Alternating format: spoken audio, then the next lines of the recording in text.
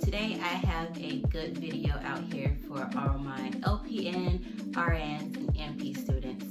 So I have successfully completed my RN and BSN, and right now I'm currently working on my master's in nursing to become a pediatric nurse practitioner. I think I've said that before.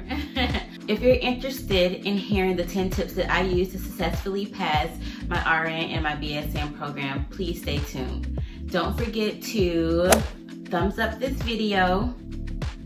Don't forget to subscribe. And also turn your bell notifications on so you can be notified of every single upload. Now that that's out the way, let's get this video started. Tip number 1 on how to successfully pass nursing school is to make a plan. So I am going to insert here how I plan out my entire semester. So what you want to do is you want to use some type of planner of choice. I personally use an electronic or a digital planner, but I used to be obsessed with Erin Condren. And so I was a paper planner once upon a time. I was a paper planner, but now I've successfully converted over to digital planning, really because I wanted to be able to easily take my planner everywhere with me, just because I'm always planning something, whether it's for school, whether it's for my home life, or whether it is for my family life. I am always planning something. So I switched over to digital planning for that reason. But make a plan. I go through the entire semester. What I typically do is I open up my syllabus. I have my syllabus right next to me, and I have my planner right next to me. And what I go through is I look at the syllabus and I look at all the assignments that are due, and I write them down on their due date. So that's number 1. Make a plan. Write down all of your assignments, be it a test, be it a paper, a project. Just make sure you're writing down every single thing that's due this semester pertaining to school, and in your syllabus should be all your due dates. So make a plan. That way, when you're scheduling work, when you're scheduling family time, and whenever you're scheduling just anything, you already know what's due that week, so you know to not plan anything around those due dates. So number 1, make a plan. Tip number 2. So my second tip that I have for you guys is to make sure you take good notes. Good note taking is going to be key when you are studying. So when you're studying, I don't really have to tell you to study, right? Take good notes while you're studying. I used to, when I initially completed my RN degree, I used note cards, and actually I used these note cards during my summer semester during my physical assessment course, physical assessment for advanced providers. So note cards, these are easily to take around with you everywhere you go as well. So I do note cards, and in addition to note cards, once again, I'm going to insert a screenshot here or a screen record of how I take notes. So this semester, my PowerPoint presentations already are ranging from 400 to 500 slides. So unfortunately, that's a bit much for me to use a note, too much for me to take notes on index cards. So what I do, I use my tablet, because I'm a digital student now, right? I download every single PowerPoint presentation, as well as anything, any articles or any type of study materials that my professors provide for us within our program. So notes directly onto my PowerPoints, and I also bookmark the most important things. So that's going to be really important. So that's a new way that I'm using to study. Tip 2. Take good notes. Tip number 3. I haven't quite used tip number 3 much this last year, but it is a truly good study aid. And I think if you are pursuing your LPN or your RN, that tip is going to be great for you. So tip number 3 is going to be forming a study group. What you want to do is you want to find some really good classmates, people that you're close to, people who you physically live close to, and that you can easily meet up with. Like, that's going to be key. You have to find someone that you can easily meet up with, close in proximity, and also someone that is consistent and is going to hold you accountable. Want to meet consistently with them, and that way you have someone to, one, have you held accountable, and two, that's gonna just be there for moral support, because you really need to find a good friend who's in a program with you that you can vent to, that understands exactly what you're going through right now, because you guys are experiencing the exact same thing. So for me, I have a few really good friends who are in my program with me. We may not study together, but we always are bouncing off ideas from one another, especially if there's a project due or if there's a paper due. It's really good to just be able to have someone that you can call on who understands what you're going through. So tip number 3, form a study group. Tip number 4. Tip number 4 is going to be aiding a clean and quiet study environment. I know personally for me, I cannot study in clutter.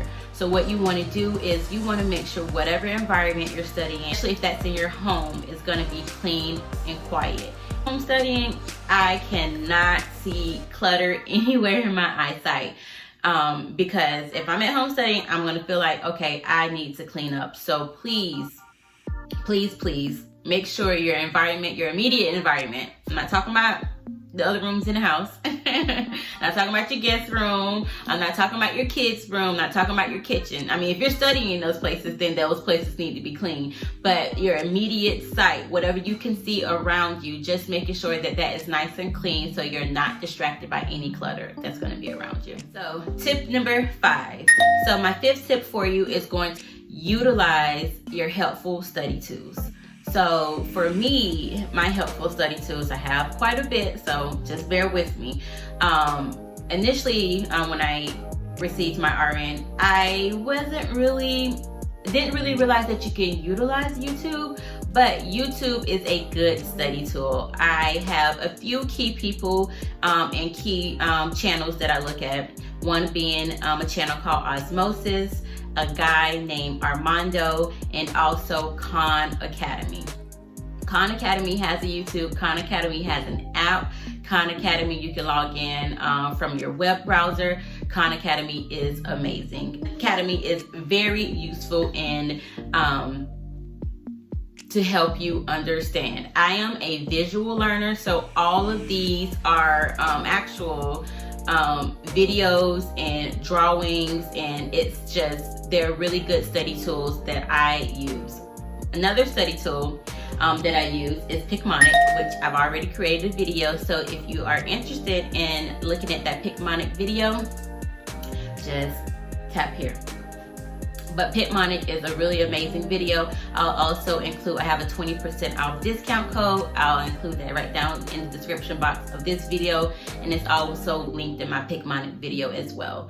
But Picmonic is another study tool that I use quite frequently, if not every day. Study tool that I utilize are going to be practice questions. I use my board certification review books for every single degree that I've earned, not given.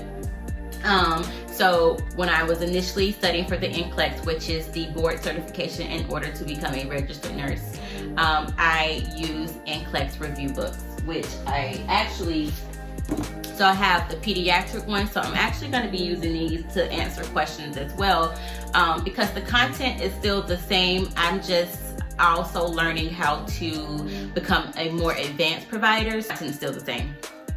So I have my study books, and I go through these before each test day and find whatever topic that we're utilizing, and I am studying using these, answering questions, bunch of questions, every question that is pertaining to whatever subject, whatever module that we're on. This first few weeks we are studying growth and development. So I will be answering some growth and development questions out of every single one of these books. and till test day. So that way when it gets closer to test day, one, I am not like in a state of shock because I'm not really sure like how they're going to ask test questions. And when you're in any nursing program, most questions are going to be in the style of your board certifications. So for the LPN and RN, we take the NCLEX, and whatever program that you're in, whether it be LPN, RN, or NP, the style of questions that your professors will ask are going to be similar to your board certification. So I suggest either going to the library and checking out a few books. That's what I did when I was getting my RN degree. I checked out lots of books from the library, and I purchased a bunch of books too. I have a closet full of books. So answering study questions is going to be very, very important. Review sample questions as much as you can before the test. Tip number 7 is going to be take study breaks. I use an app called Focus, and it's a great study tool. Another one of my study tools.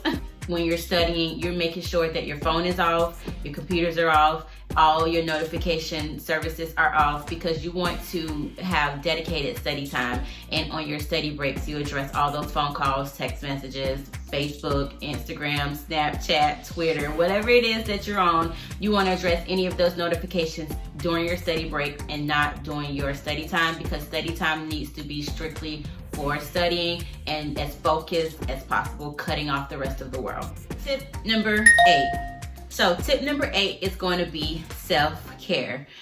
Self-care is very important, and self-care for each person is going to differ. Right now, in the stage of my life, self-care for me is getting my nails done, getting my feet done, and going for facials and massages. Yes, I do all of that on self-care day. So what you want to do is to make sure you set aside some time, a day, an hour, 30 minutes, whatever it is that you use to provide yourself self-care.